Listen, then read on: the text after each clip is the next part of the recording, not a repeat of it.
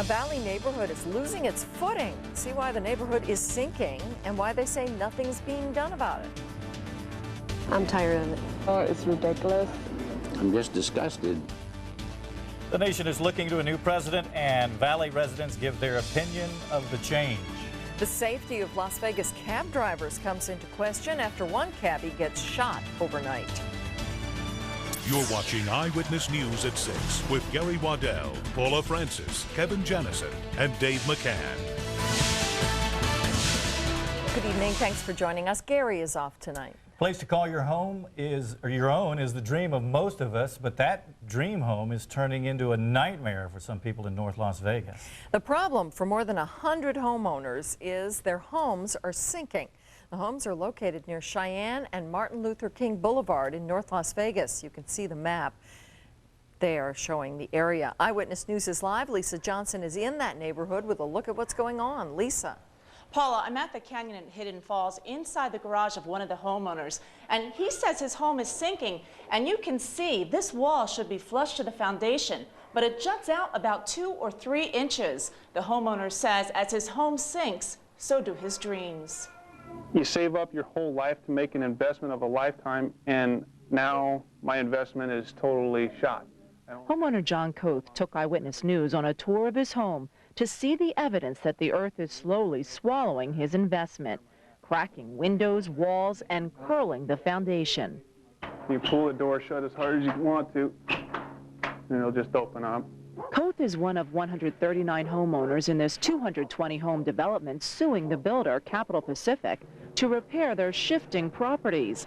The young homeowner says his neighbors all have similar problems inside and out. In this backyard, you can see signs of the shifting and sinking foundation. This screen door won't close properly. And down here, there are cracks in the foundation under the door. And if you come over here, the owners say when they bought this home 3 years ago, the concrete patio was flush to the bricks. Now there's about a 2-inch difference. The litigants say they are watching their dream of home ownership sink along with the ground underneath their houses. You can't get a realtor to come out and sell the home because we have to disclose any problems. Even if we could sell the home, we couldn't get market value for it.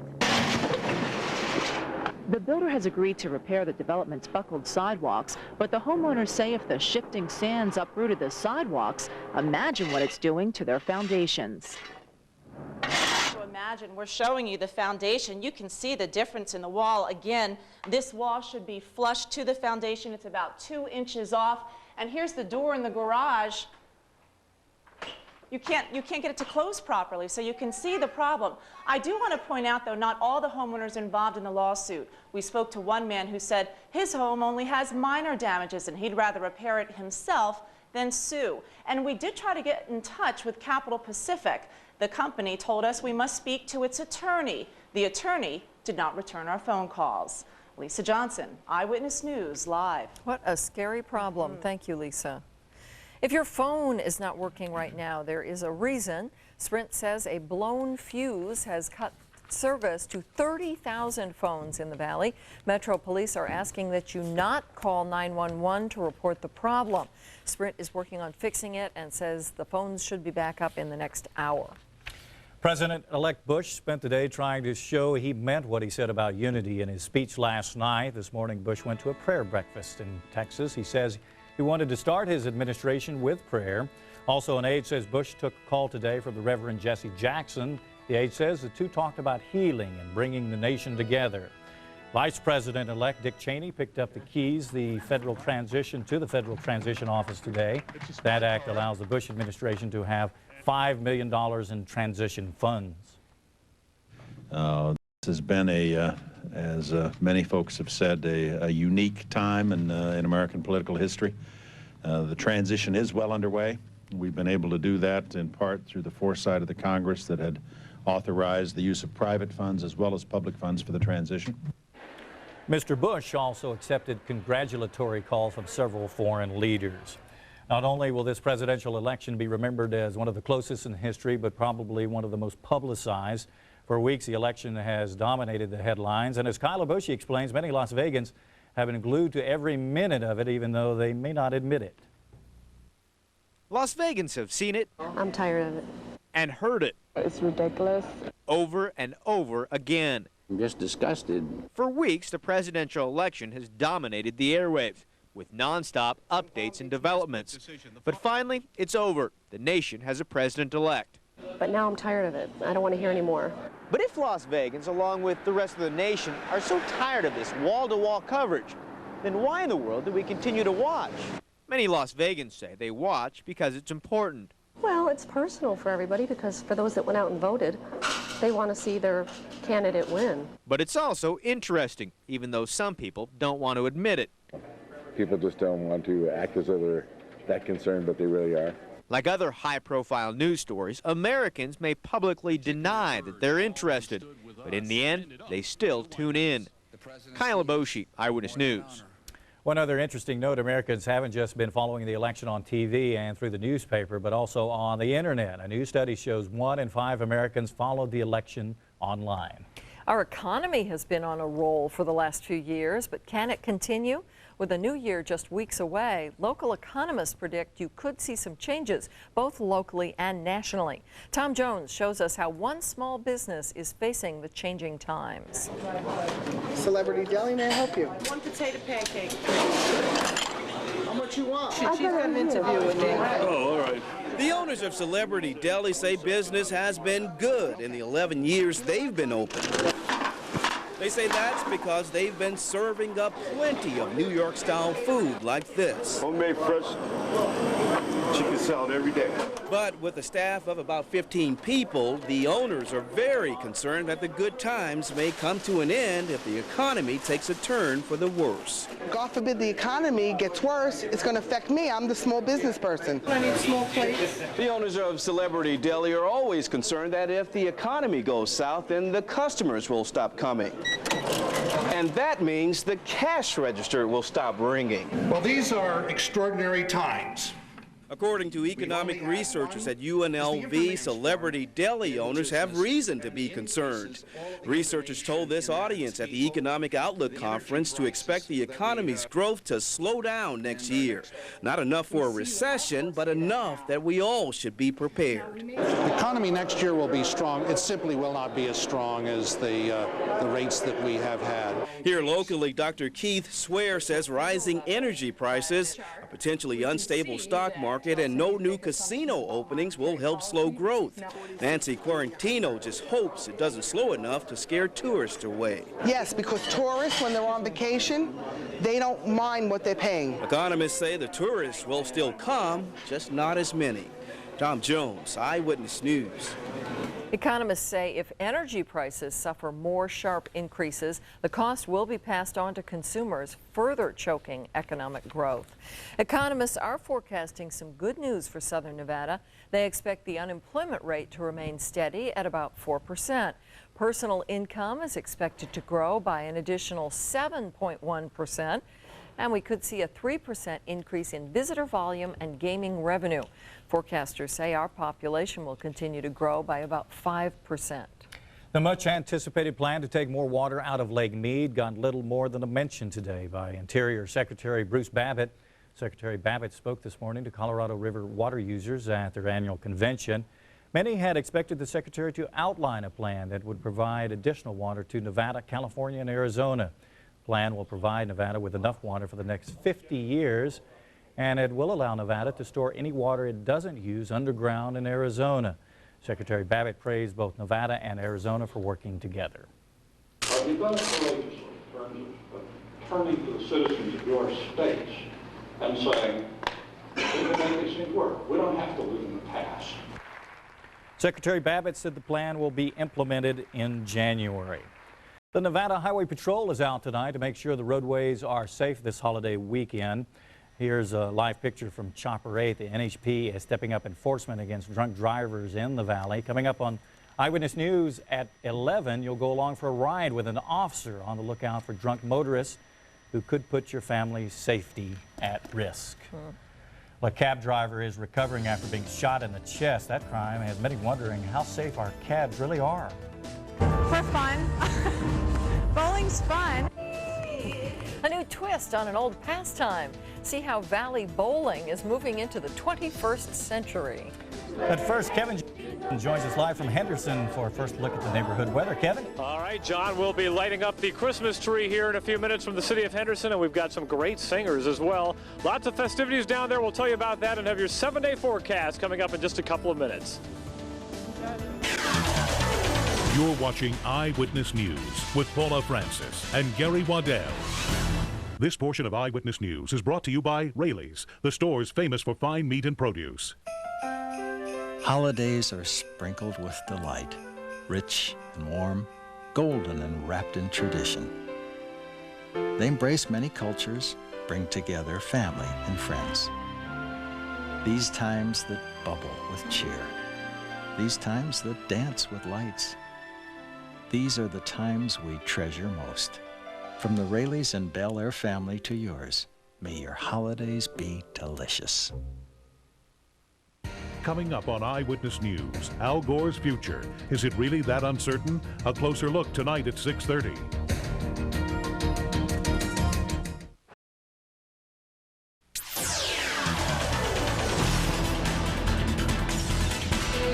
Some sad news regarding an elderly couple in Moapa Valley. An early morning fire in their mobile home took their lives. It happened about 4:30 this morning. The couple, a 95-year-old man and 75-year-old woman, were found dead in their bedroom. Clark County fire officials say a space heater sparked that blaze.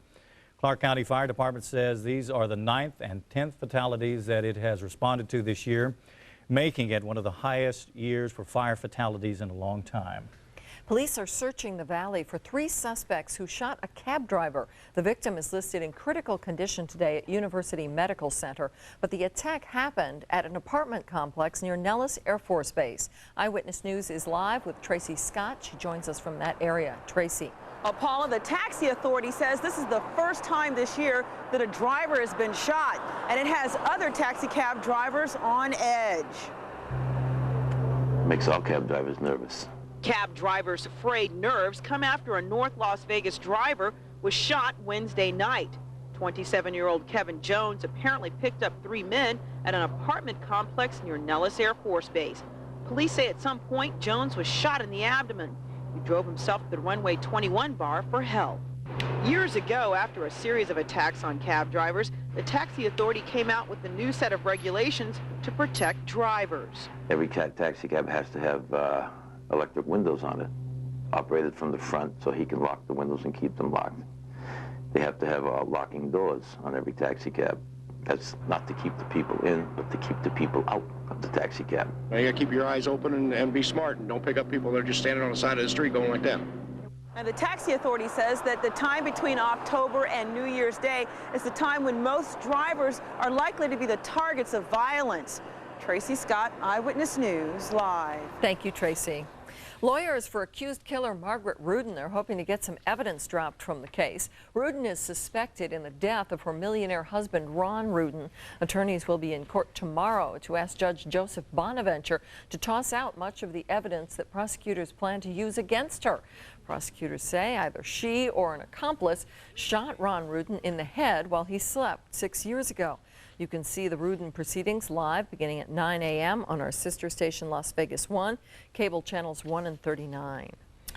Well, if you're trying to avoid the malls by buying online, you're not alone. Teens are also logging on. We'll show you the growing trend in tonight's 8 Online.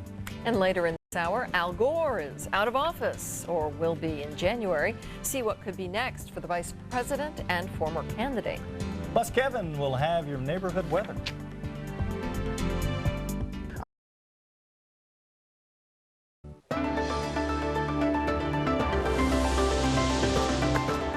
In tonight's 8 Online, the FBI is looking for a hacker who stole credit card information from an internet credit card processor's database and then posted the information online. The hacker put the names and card numbers of 55,000 people from creditcards.com after the company refused to pay the hacker money to keep the information secret. The company told its customers last week that it would not be extorted. After the extortion attempt, creditcards.com says it tightened its security. New study shows more teens are going online to buy holiday gifts. Online retailers expect $10 billion will be spent online this season. Teens in particular are drawn to the online shopping, but limits on credit cards holding many teens back from spending too much online. One cyber mall is offering Rocket Cash Instead of credit cards, cash is drawn out of a prepaid account. Well, it's great for the consumer during the holiday season because it allows them to shop on over 100 different retailers, buy whatever merchandise that interests their particular taste, and they don't have to use any credit card, so they have complete control over their account, over their money, and they can shop whenever they want and buy what they want. Teens can also use codes and soft drink bottle caps to win more online cash. Right now, small plane engines are supposed to be replaced after 2,000 hours of usage. The process is a very expensive one, but now researchers are working on a new engine for small planes that runs longer, quieter, and cleaner. The engine is called a compression ignition engine. It uses a small computer to control the engine's rotations per minute. Another advantage is when the flight is over, the pilot can download the engine's performance information into a computer. As a result, when you get on the ground, you can download the flight. So you can have maintenance on condition instead of some arbitrary 50 or 100-hour sort of scenario. It's expected airplanes with compression ignition engines could start flying by 2002. And that's tonight's 8 Online. That's good. Forget the boring bowling of the past. The game is heading into the 21st century at one local bowling alley. Texas Station Casino is turning its new bowling alley into a nightclub with disco ball, music, and bowling. Club Rev turns on at 11 p.m. on Saturday and Friday nights. The club is for those 21 and over and includes music, laser lights, and rolling fog. It's got an image of maybe beer-drinking, pot-bellied people, and that's just not so. So we're here to show you that bowlers are fun people, and it's a club happening type event. Besides Club Rev, on Saturday nights, the bowling alley puts on Cosmic Bowling with black lights and glow-in-the-dark pins. Cosmic Bowling is open for everyone. Looks fun, doesn't it? Yeah. Part of the fun of the holidays is outside Christmas lights. That's right. They're lighting up a tree in Henderson, and Kevin is there to bring it to us. All right, Paula, thank you very much. We are live in beautiful downtown Henderson, out in front of the convention center. We have singing reindeer. In a one-horse open sleigh, over the hills we go, laughing all the way, ha ha ha. We also have the Gamblers, the famous Las Vegas barbershop quartet. Desert Sons and Out of Time. Now, it's a quartet, but there are 6 members here.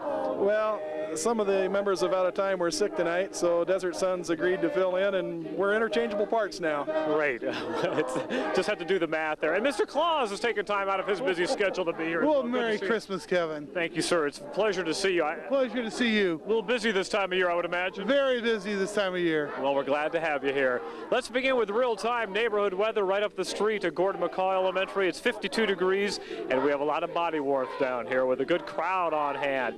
We'll bounce over to real-time neighborhood weather in Summerlin, where it's much cooler across town, 39 degrees there. Now let's head on over to Jones and Tropicana, where it's 46, and one more stop on our parade of neighborhood weather stations in Boulder City, where it's 47 with a light breeze. Temperatures in neighborhoods across the valley: 52 in North Las Vegas, 46 in Green Valley, and 49 down near Las Vegas Boulevard and the St. Rose Parkway. Outside the valley, the temperatures range anywhere from a chilly 26 on the mountain. It's 45 down in Searchlight right now. High temperatures today, those numbers ranged anywhere from about 40 on the mountain, 68s from the lake in Laughlin.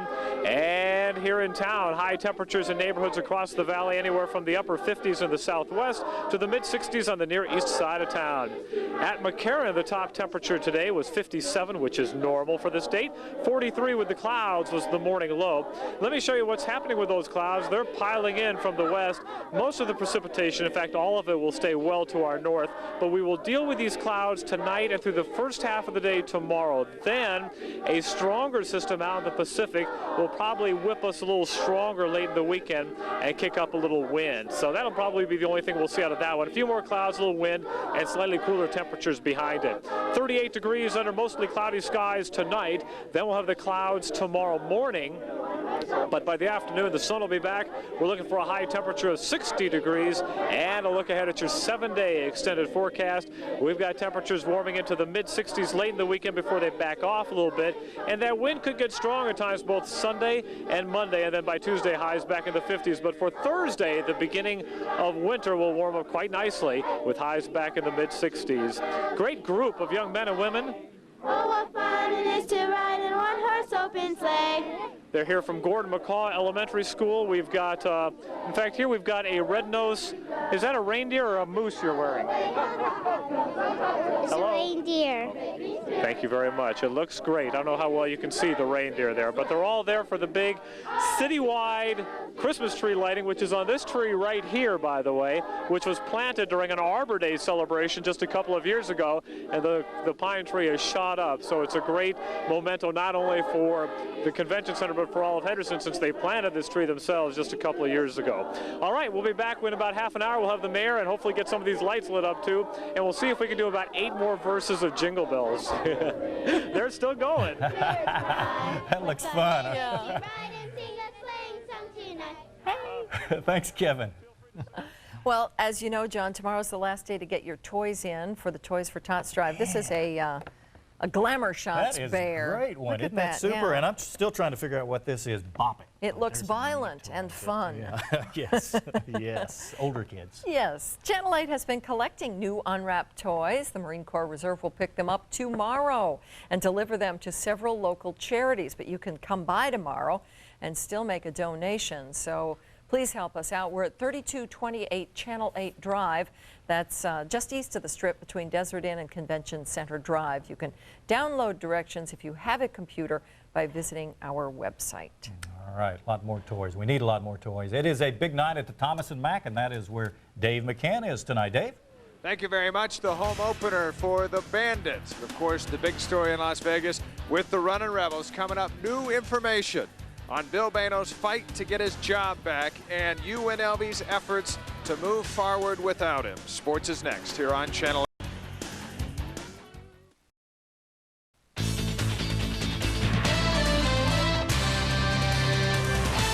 Welcome back to the Thomas and Mack Center. The battle between Bill Bayno and UNLV was quiet on Thursday. No shots have been fired, but troops are mobilizing, and it does seem imminent. At the heart of the struggle is the interpretation of a paragraph in the NCAA sanctions, which led school officials to remove Bayno as head coach. In the ruling, the NCAA says, in conclusion to its most serious violation, the one involving Lamar Odom and a local booster, given the added fact that the athletic representative in question was a personal friend of the head men's basketball coach, Bill Bayno, the committee concluded that the institution's athletic staff either knew or should have been in position to know of potential improprieties involving the athletics representative and the prospect.